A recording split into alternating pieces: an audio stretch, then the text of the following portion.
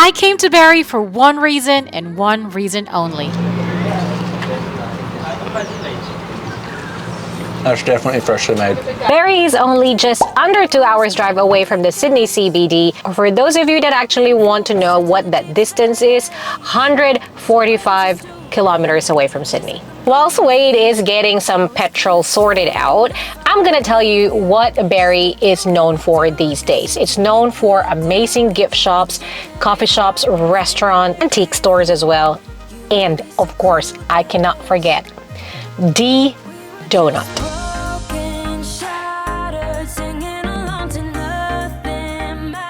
So we're at the Hungry Monkey. It was really easy to find parking. We got a spot across the road. The rest of the street is a bit busy though, but it's alright, it's Barrie. You'll find parking on the street somewhere. I got chili eggs. And when I look at their menu, I knew this is what I wanted to get. It took a while to get our food, and I can see some of the people that were here before we got here, and their food took ages as well. Here we go again with the sourdough. Scrambled eggs, sourdough, chili jam, and some apple.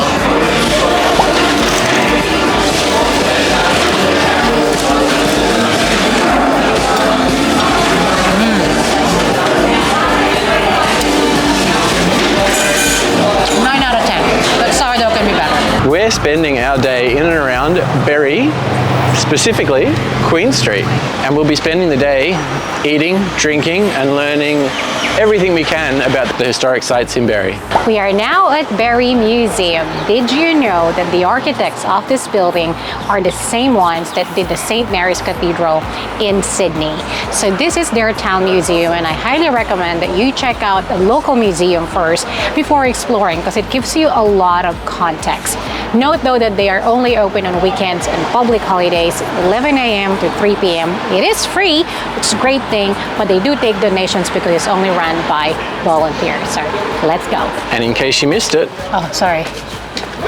it's in the old bank. It's a hands-on room. Yeah, you can touch. I actually know how to use the notch, I don't know.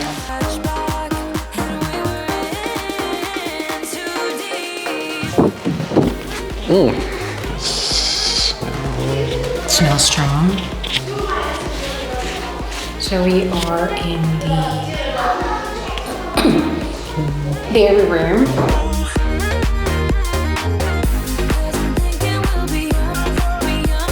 Museums and old buildings with old stuff in it. Love them. But it always gives me the creeps.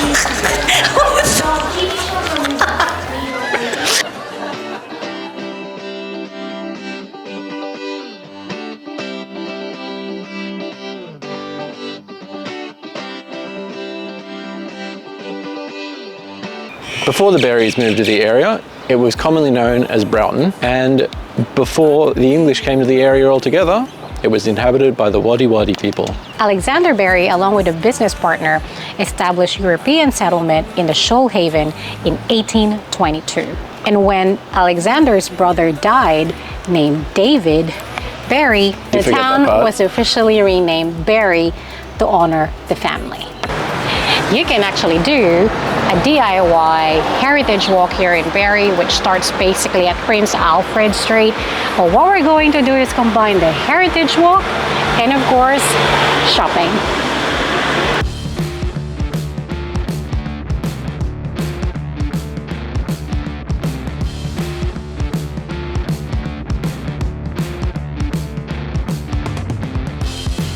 We've entered a few stores and we haven't bought anything yet.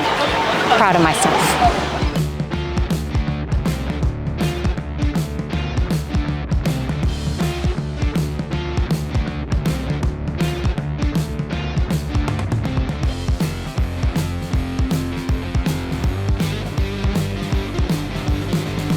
Away from the hustle and the bustle is the courthouse, a heritage listed building. You can see it, or you can book the venue. I suppose you can book it now. It's designed by James Barnett, which was a government architect back in the day, and it is from 1891. Can't go in though. I can see a pretty garden at the back. Anyway, that's a good little bit of break. Heat is out. There's really nowhere to sit and hang out around the area. So we're gonna go back to Queen Street, finish off the other side of it. We might have to skip lunch because we had a late brunch. We're skipping lunch, but we wanted to show you the Berry Hotel. This is one of the more significant buildings in the area. The site has been around since 1863, but in 1924, it was officially renamed as the Berry Hotel.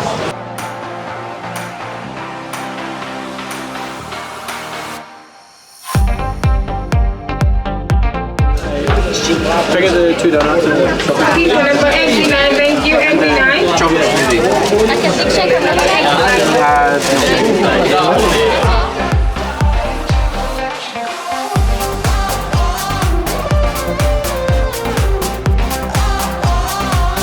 We are going to find a shade because there's, yeah, the only dining area in there is right under the sun. The shaded one is still under construction for some reason, so no can do. It's too hot, way too busy. But here we are, we found a bus stop. We're gonna eat in the bus stop. We got a milkshake and 2 donuts, one with Nutella and a plain one. Here's the true test of it. We've just gotten donuts from the famous Berry donut van. So they've been around for about 50 years. They started on the road, hence the van, but then they decided to settle at Berry and they haven't looked back since. They specialize in cinnamon donuts, but for the non-cinnamon lovers, they also have Nutella. Yeah, but it's still covered with cinnamon. Bad news, it's still covered it's still covered in cinnamon. Confusingly, it is $2.50 for a cinnamon donut, $4 for a Nutella donut, or $12 for a milkshake and 2 donuts, and you get to pick your donuts. The maths is not mathsing. With no price adjustments for Nutella or cinnamon. So, are you sure? Yes. That's definitely freshly made. Yeah, I'm happy. Very soft. I am one of those that don't like cinnamon. I hate the smell of it. Let's see if I'm gonna like it.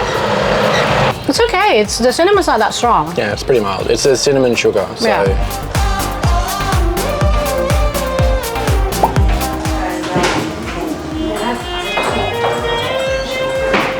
My dessert was supposed to be tea and scones, but unfortunately, the tea shop is fully booked and we couldn't get a table. They don't really have much, but it's such a beautiful store, and we did get 2 tea packs.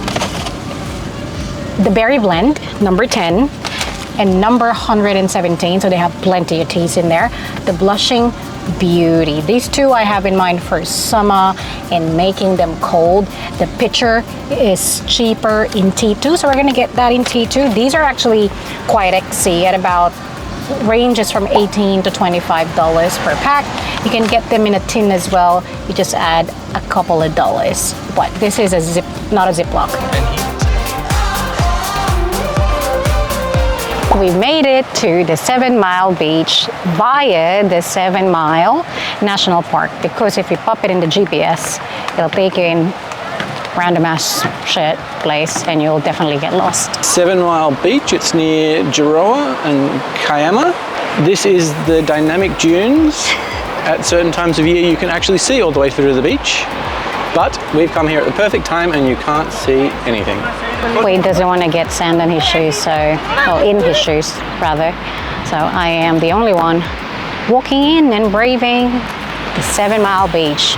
It's not patrolled, so be careful if you are going to swim here.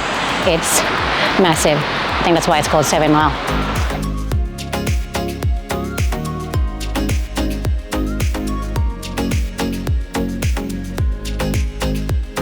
We're starting the long journey back home. If you enjoyed the video, make sure you like it. If you think Mariel's weird for not liking cinnamon, make sure you comment down below and let her know.